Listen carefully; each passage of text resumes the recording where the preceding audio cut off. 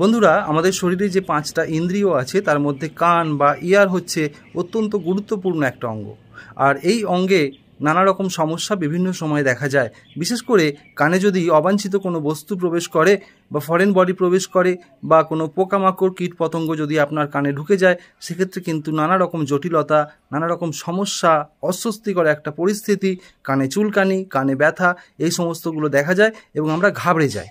অনেক সময় আমরা কানে পালক দিই, কানে কাঠি দিই, ইয়ারবাডস দিয়ে চুলকায়, অনেকে কাঠি দিয়ে চুলকান।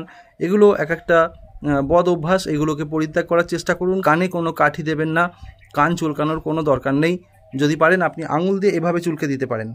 অসাবধানতার কারণে ওই কাঠি ভেঙে যেতে পারে বা পালক ভেঙে যেতে পারে, গিয়ে কানের মধ্যে রয়ে যেতে পারে। শিশুরা অনেক সময় কানে অবাঞ্ছিত বস্তু বা ফরেন বডি বা জড় বস্তু প্রবেশ করিয়ে ফেলে, অনেক রকম জিনিস তারা খেলতে খেলতে অসাবধানতায় ঢুকিয়ে ফেলে।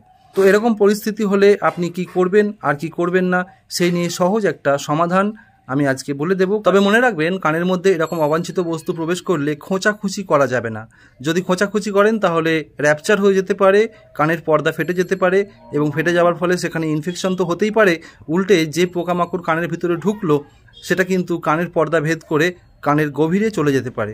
আমাদের কানের 3টে লেয়ার আছে। একটা হচ্ছে আউটার লেয়ার, আমরা বাইরে যেটা দেখতে পাচ্ছি, তার মাঝখানে আছে মিডিল লেয়ার এবং একেবারে শেষে আছে ইনার লেয়ার। এই নিয়ে একটা ভ্রান্ত ধারণা রয়েছে যে কানের মধ্যে কোনো পোকা ঢুকলে সেটা নাকি মাথার মধ্যে চলে যায়। এটা একেবারেই ফালতু কথা, এটা একেবারেই অবাঞ্ছিত একটা গুজব। এতে একেবারেই কান দেবেন না। আপনি প্রথমেই যেটা করবেন সেটা হচ্ছে আপনি শান্ত হন।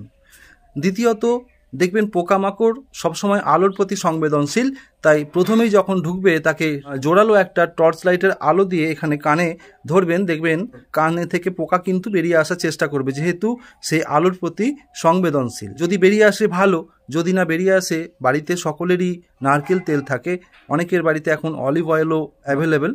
তো সেক্ষেত্রে নারকেল তেল বা অলিভ অয়েলের কয়েকটা ফোঁটা আপনি কানের মধ্যে দেবেন। দিলে কিন্তু সেই পোকামাকড়টা মারা যাবে। তার কারণ পোকামাকড়ের গায়েতে যে ছিদ্র থাকে, সেই ছিদ্র দিয়ে পোকামাকড়রা অক্সিজেন নেয়। তো যখনই আপনি তেল দেবেন, তার গায়ের ছিদ্রগুলো আছে সেগুলো বন্ধ হয়ে যাবে এবং সে অক্সিজেনের অভাবে পোকাটা মারা যাবে। মারা যাওয়ার পরে আপনি কোনো ইএনটি স্পেশালিস্ট ডক্টর বা আপনার পরিচিত কোনো ডাক্তারবাবুর কাছে যাবেন। ডাক্তারবাবু অক্টোস্কোপ নামক একটা যন্ত্রের সাহায্যে কানের ভিতরে দেখবেন এবং ফরসেপ দিয়ে সেই জিনিসটাকে, মরা পোকাটাকে বার করে দেবেন, বা যদি কোনো ফরেন বডি ঢুকে থাকে সেটাকে তিনি বার করতে আপনাকে সাহায্য করবেন।